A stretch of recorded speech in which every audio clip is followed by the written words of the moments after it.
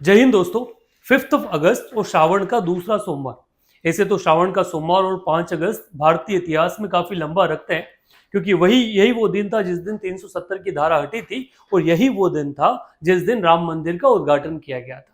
Now the question is, but ये जो श्रावण सोमवार आया, ये शेयर मार्केट और स्टॉक मार्केट में भारत के लिए उतना अच्छा नहीं रहा, क्योंकि जैसे ही बाजार खुला लगभग लगभग 10,000 पॉइंट से प्लस जो मार्केट है वो डाउन चला गया, और लगभग 10 लाख करोड़ से ज्यादा का नुकसान शेयर मार्केट में इन्वेस्ट करने वाले का हो गया।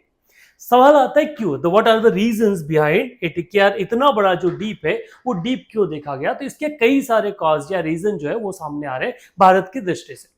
और सबसे बड़ा जो रीजन है वो रीजन है यूएस का जो अनएम्प्लॉयमेंट का डेटा आया वो।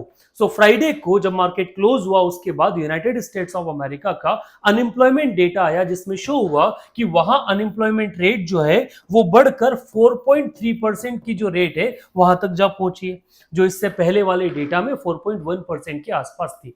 बढ़ती हुई अनएम्प्लॉयमेंट रेट का जो दर बढ़ा, उससे मार्केट को एक स्पेकुलेशन आया कि आने वाले टाइम पीरियड में या फिर बाय द नवंबर दिसंबर का जो टाइम पीरियड आने वाला है तब तक यूनाइटेड स्टेट्स में एक रिसेशन जो है वो आने वाला है।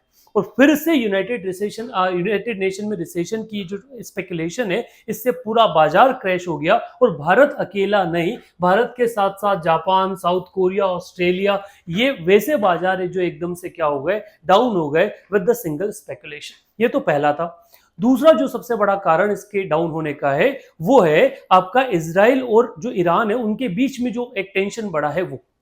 ईरान को दबाने के लिए United states of America, Arab countries कई बार कोशिश कर रहे हैं हमास चीफ के मरने के बाद कि वहां शांति स्थापित कर दी जाए, बट ईरान इस बात को एग्री नहीं कर रहा है, जिस कारण से एक और स्पेकुलेशन आया है कि मिडिल ईस्ट जो है वो फिर से वॉर वाली कंडीशन में जा सकता है, और इस युद्ध का इंपैक्ट पूरे विश्व पे होने वाला है। ये एक सेकेंड बड़ा रीजन है इस मार्केट क्रैश का।